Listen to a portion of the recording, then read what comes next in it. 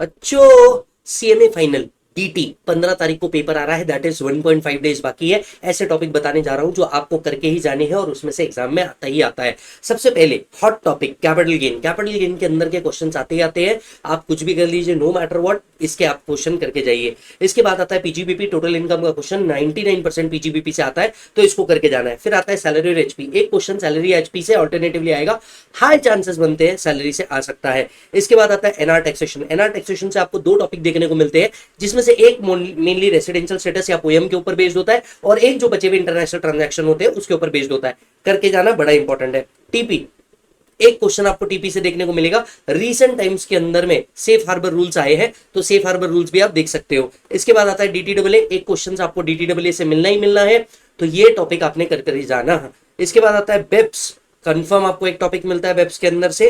TDS, TDS से भी आपको क्या आते हैं, क्वेश्चंस आते हैं, तो टीडीएस टीसीएस करके जाना, उसमें से भी मैं कहूंगा टीसीएस करके जाना। यस। इसके बाद में असेसमेंट प्रोसीजर वाला जो टॉपिक है, आरओआई और असेसमेंट प्रोसीजर, ये करके जाना, आपको बहुत ज्यादा बेनिफिट मिलने वाला है। एंड फिर आता है अमेंडमेंट्स। सर इस बार के जो अमेंडमेंट्स है ये आपको ऑलरेडी डाल दिए हैं मैंने यूट्यूब चैनल के ऊपर, तो प्लीज आप इसको जरूर देखिएगा। अब आते हैं डिटेल डिस्कशन करने के लिए कि सर 1.5 डेज के अंदर में हम किस तरीके से इसको प्रिपेयर करें।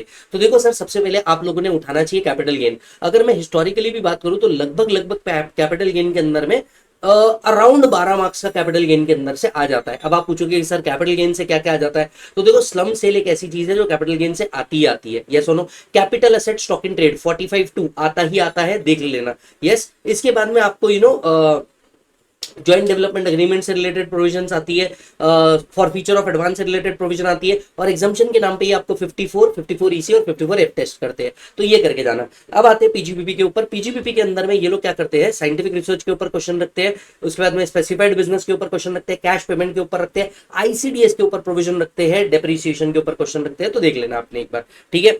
सैलरी की अगर मैं बात करूं तो उसके अंदर में आपके परक्विजिट्स एंड रिटायरमेंट बेनिफिट्स के ऊपर ज्यादा फोकस रखा जाता है, तो वो एक बार चेक कर लेना। इसके बाद आता है आपका असेसमेंट ऑफ वेरियस एंटिटीज, उसके अंदर में मुझे ऐसा लगता है फर्म और बोनस शेयर एंड कंपनी से रिलेटेड जो प्रोविजन है ये आपने करके जाना, specially mat. Okay sir.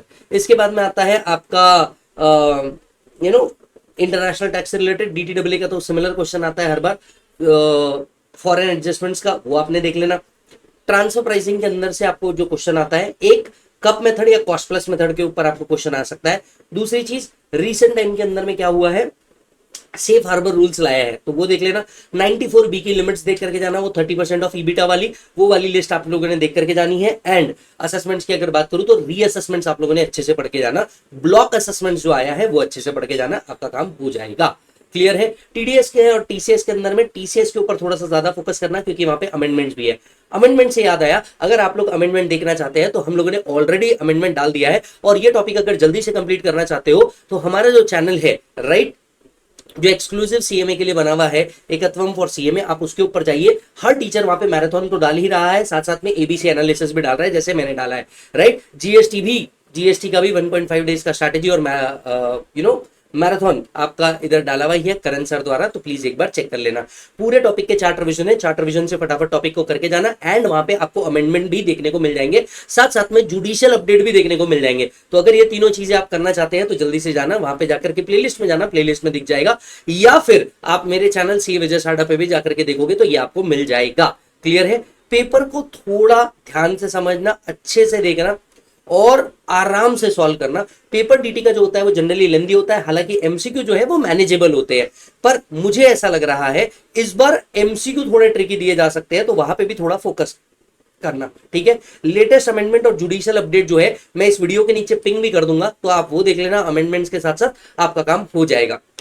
Sir exam में पहले क्या सॉल्व करना चाहिए, देखो एग्जाम्स के अंदर में मुझे ऐसा लगता है कि डीटीडब्ल्यू देख के जाओ, टीपी देख के जाओ और एनआर देख के जाओ, इनमें तो कंफर्म क्वेश्चन आना ही आना है। कैपिटल गेन देख के जाओ, कंफर्म क्वेश्चन आएगा ही, असेसमेंट्स क्वेश्चन आएंगे आएंगे, तो इतनी चीज आपने बहुत अच्छे से करके जानी है। लगभग लगभग 60 to 70 मार्क्स आपको आराम से मिल जाएंगे, कहीं टेंशन लेने का काम नहीं है।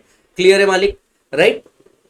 हमारे तरफ से all the best for the purpose of examination, and आपका साथ हमारे साथ यूं ही बना रहे। बाकी जो पेपर हुए हैं, जैसे आज एफएम का पेपर हुआ है तो उत्कर्ष मेहता सर ने ऑलरेडी आपको डाल दिया है पेपर का रिव्यू, लॉ का पेपर रिव्यू आपको हमारे तरफ से ऑलरेडी मिल चुका है, एंड आगे के टॉपिक के भी हम जल्द ही paper review and 1.5 day strategy लेकर के आएंगे। होपफुली आप बहुत अच्छे से एग्जाम देंगे, डरना मत, मेक श्योर ये आपका लास्ट एग्जाम हो, एंड हमारे तरफ से ऑल द बेस्ट।